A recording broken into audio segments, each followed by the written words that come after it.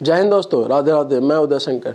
दोस्तों आज की पहली क्लास है हमारी वर्णमाला की, हिंदी सीटेट के लिए, या जहाँ भी वर्णमाला जिन एग्ज़ाम्स में पूछी जाती है, जैसे कि यूपी टेट या यूपी पुलिस या यूपी एसआई, बहुत सारे एग्ज़ाम हैं, एसएससी जीडी, जिनमें वर्णमाला का टॉपिक पूछा ही जाता है। तो उन सब के लिए वीडियो बहुत ज़्यादा यूजफुल रहने वाली है। तो आप बने रहेंगे वीडियो में और हम एकदम बेसिक से जानने की कोशिश करेंगे वर्णमाला में। वर्णमाला में भी हमारा आज पहला टॉपिक रहेगा स्वर का। ठीक है, तो हम स्वर को जानते हैं। चलिए,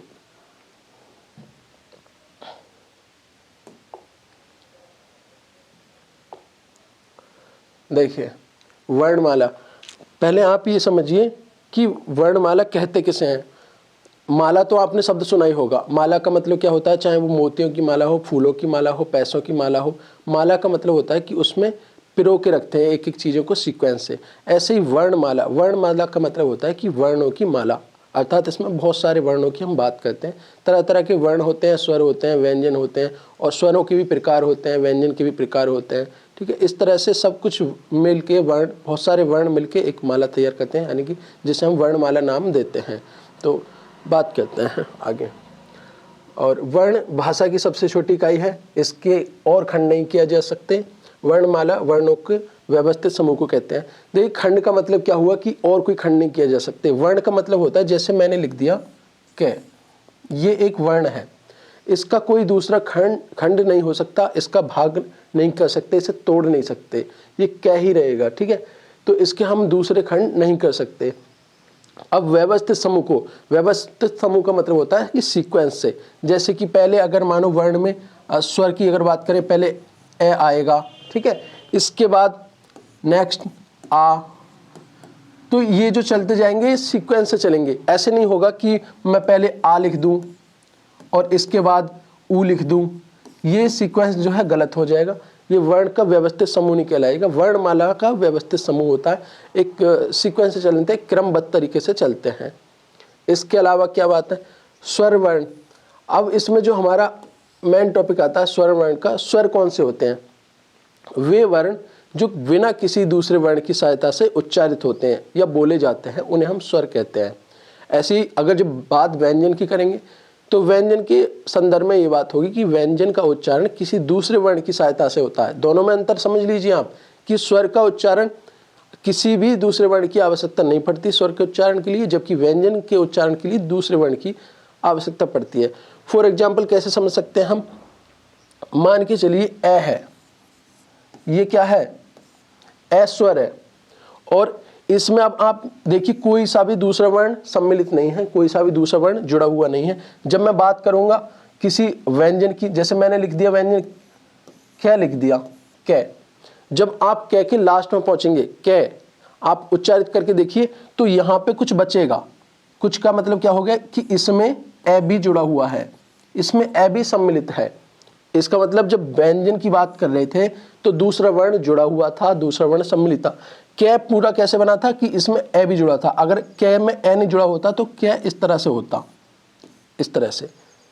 इसे स्वर रहित कहते हैं। जब नीचे किसी भी वर्ण के नीचे हलंत लगा देते हैं तो उसे स्वर रहित कहते हैं, अर्थात अब उसमें दूसरा वर्ण जुड़ा हुआ नहीं है। जबकि व्यंजन जितने भी हैं वो सारे स्वरों से संबंधित हैं, उनमें स्वर सम्मिलित है, और जितने भी स्वर हैं उनमें कोई भी दूसरा वर्ण नहीं होता। तो ये बात आप याद रखेंगे, स्वर और व्यंजन दोनों में ये अंतर देखने के लिए मिलता है। इसके अलावा हिंदी भाषा में मुख्य रूप से कितने स्वर माने जाते हैं, हिंदी भाषा में मुख्य रूप से 11 स्वर माने जाते हैं, जो कि इस प्रकार है। देखिए ए, आ, ई, बड़ा ई, इसी तरह से ऊ और बड़ा ऊ, री। देखिए ये मोस्ट है, हालांकि इसे री को अर्धस्वर के संदर्भ में गिना जाता है, इसे अर्धस्वर बोला जाता है। ए, आई, ओ और औ, ये यहाँ तक 11 स्वर होते हैं, जो कि मुख्य रूप से यही स्वर की कैटेगरी में गिने जाते हैं। इसके अलावा बात करते हैं, देखिए अब कुछ ये समझ लेते हैं कि स्वर के भेद होते हैं। जैसा मैंने आपके लिए शुरू में बताया था कि स्वरों के भी भेद होते हैं। भेद मतलब प्रकार। अब स्वर के कौन कौन से प्रकार होते हैं वो एक बार देख लेंगे। स्वर के 3 भेद हैं, मुख्य रूप से 3 भेद हैं। वैसे तो देखिए मुख्य रूप से इसके 3 भेद होंगे स्वर के, मात्रा की दृष्टि से। ठीक है। मात्रा का मतलब क्या होता है कि कितना समय लगता है। मात्रा का मतलब हुआ यहाँ पे कि कितना समय किसी स्वर को, वर्ण को उच्चारित करने में लगने वाला समय को मात्रा कहते हैं। तो यहाँ पे स्वर के भेद मात्रा की दृष्टि से 3 प्रकार के हैं मुख्य रूप से, जिसमें पहला है ह्रस्व स्वर। ह्रस्व का मतलब होता है बहुत कम, जिस भी वर्ण को उच्चारित करते समय बहुत कम वायु, ना के समान वायु उच्चारित होती है, उसे ह्रस्व स्वर की संदर्भ में रखते हैं। तो ह्रस्व स्वर की कैटेगरी में ये आएंगे ए, ई, उ और री। कितने हो जाएंगे? कुल 4। आप याद रखेंगे कि ह्रस्व स्वर के अंतर्गत 4 वर्ण आते हैं, 4 स्वर आते हैं जो कि सामने लिखे गए हैं। इसके अलावा दीर्घ स्वर दूसरा है दीर्घ स्वर। दीर्घ का मतलब होता है बड़ा, ज़्यादा, अधिक। तो दीर्घ स्वर का मतलब यहाँ पे ये हो गया कि ह्रस्व स्वर के सापेक्ष में ह्रस्व स्वर, जैसे तो ह्रस्व जो स्वर थे वो कम वायु का उच्चारण कर रहे थे, कम ध्वनि का उच्चारण कर रहे थे, लेकिन दीर्घ का मतलब होगा ज़्यादा। यहाँ पे हमें ज़्यादा समय लगता है किसी भी वर्ण को उच्चारित करते में। जैसे कि ए को आप बोल के देखिए, जब आप ए का उच्चारित करेंगे ए, बहुत कम समय लगा, और जब बोलेंगे आप आ, तो आ के लिए आपको ज़्यादा समय लगा, ज़्यादा मात्रा का समय लगा। तो इसीलिए हम इसे क्या कहते हैं? दीर्घ स्वर। आ, ई और बड़ा ऊ, ये कितने हो गए? 3। इसके अलावा संयुक्त स्वर नंबर 3 पे आता है संयुक्त स्वर। और संयुक्त का मतलब होता है मिलके बना हुआ स्वर। संयुक्त का शाब्दिक अर्थ ही होता है मिलके, जुड़ के, या जोड़ा गया हो, या दूसरा सम्मिलित हो। तो इसी तरह से जब संयुक्त स्वर की बात करेंगे तो कोई भी स्वर उसमें दूसरा मिला हुआ होगा। जैसे कि संयुक्त स्वर के अंतर्गत 4 स्वर आते हैं। पहले पे है ए, आई, ओ और ओ। ये कितने हो गए? 4। आप याद रखेंगे जब संयुक्त स्वर की बात होगी तो ये 4 ही आएंगे। इसके अलावा विलुप्त स्वर, हालांकि इसे मात्रा की दृष्टि से इसे भी गिना जाता है, लेकिन मुख्य रूप से जब आपसे एग्जाम में पूछा जाएगा और एग्जाम में ऑप्शन होगा कि मात्रा की दृष्टि से स्वर के कितने भेद होते हैं, 3 होगा ऑप्शन, 4 होगा, या 5 या 2 ऑप्शन हो सकता है, तो आप 3 ही लगाएंगे। 4 कहीं कहीं देखने के लिए मिलता है, इसे 4 को नहीं गिनते, इसे विलुप्त स्वर कहते हैं। और विलुप्त स्वर में केवल एक ही आता है। जैसे कि हम किसी का आवाज़ लगाते हैं, किसी के नाम को उच्चारित करते हैं, बहुत देर तक हम बोलते ही जाते हैं। यहाँ पे हमने एक स्वर रखा गया है, हिंदी के अंतर्गत एक स्वर आता है जिसे हम विलुप्त स्वर के अंतर्गत गिनते हैं। जैसे कि ओम, आप जब ओम का उच्चारित करेंगे तो कुछ देर तक बोलते हैं ओम, ऐसे करके, ठीक है। तो यहाँ पे कि कैसे मिलके बना है, ए मिला है इसमें और ओ मिला है, और इसमें आधा मैं मिला है। ये तीनों वर्ण मिलके एक शब्द, एक वर्ण का निर्माण करते हैं, ओम का। तो इसे हम कहेंगे विलुप्त स्वर। तो आपको समझ में आ गए होंगे स्वर के भेद कितने हो गए? 3। ह्रस्व स्वर, दीर्घ स्वर, संयुक्त स्वर, और इसके अलावा मैंने आपके लिए बताया विलुप्त स्वर। तो एक तो बात ये रही। इसके अलावा अब इनका हम कुछ वर्गीकृत करते हैं, इन्हें वर्गीकरण करते हैं कि मुख आकृति के आधार पर। मुख आकृति का मतलब क्या हो गया? यानी कि मुख की आकृति के आधार पर हम किसी भी वर्ण को उच्चारित करते हैं, हमारा मुंह उस समय कैसे आकृति बनाता है, तो उसे हम कहते हैं मुख आकृति के आधार पर। मुख आकृति के आधार पर है संवर्त स्वर। इसके अलावा पहले आप समझेंगे संवर्त। संवर्त स्वर कौन से होते हैं? वे स्वर जिनके उच्चारण में मुंह बहुत कम खुलता है, बहुत कम खुलेगा, ऐसे स्वर क्या होंगे? संवर्त स्वर।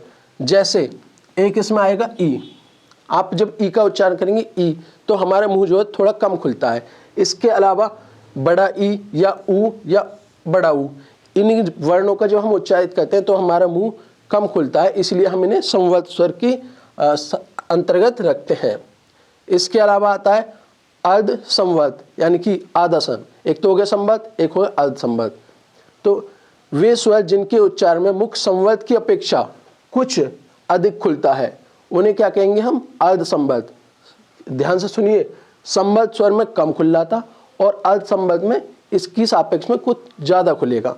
जैसे कि ए हो गया और ओ हो गया, तो आप याद रखेंगे ये हो गए अर्ध संवर्त स्वर। इसके अलावा आता है विवर्त स्वर। अब विवर्त कौन से होते हैं? वे स्वर जिनके उच्चारण में मुख पूरा खुलता है, पूरा खुलेगा, ऐसा स्वर मात्र एक ही है, वो कौन सा है? आ। विवर्त कौन से हो जाएंगे? जिन स्वरों के उच्चारण में मुख आधा खुलता है। कितना? आधा खुलेगा मुख, और ऐसे कौन से वर्ण होंगे, ए है। इसके अलावा यहाँ आपको दिख रहा होगा आई है और ओ है और ओ, ये ओ वो वाला है इंग्लिश का जो डॉक्टर ऐसे उच्चारित करते हैं, तो ये कौन सा हो जाएगा, अर्धविभक्त। इसके अलावा